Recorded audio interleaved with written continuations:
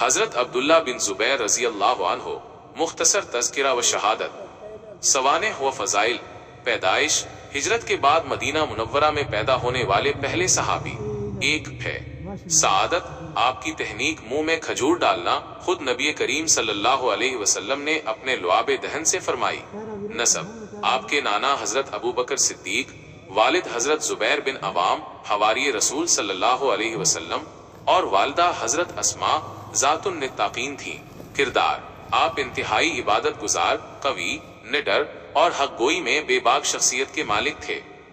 محاصرہ مکہ اور استقامت یزید کی موت کے بعد جب مکہ میں آپ کی خلافت قائم ہوئی تو اموی گورنر حجاج بن یوسف نے مکہ کا طویل محاصرہ کیا۔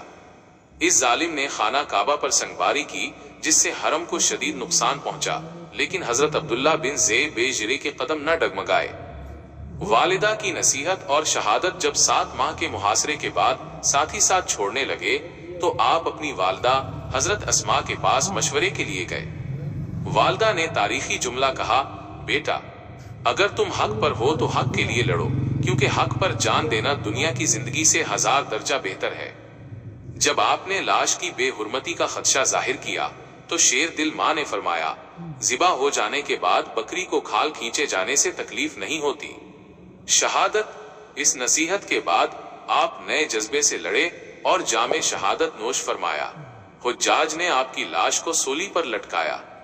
جب حضرت اسماء کا وہاں سے گزر ہوا تو انہوں نے اپنی استقامت کی مثال قائم کرتے ہوئے فرمایا، کیا اس شہسوار کے لیے ابھی وہ وقت نہیں آیا کہ اپنی سواری سے اترے؟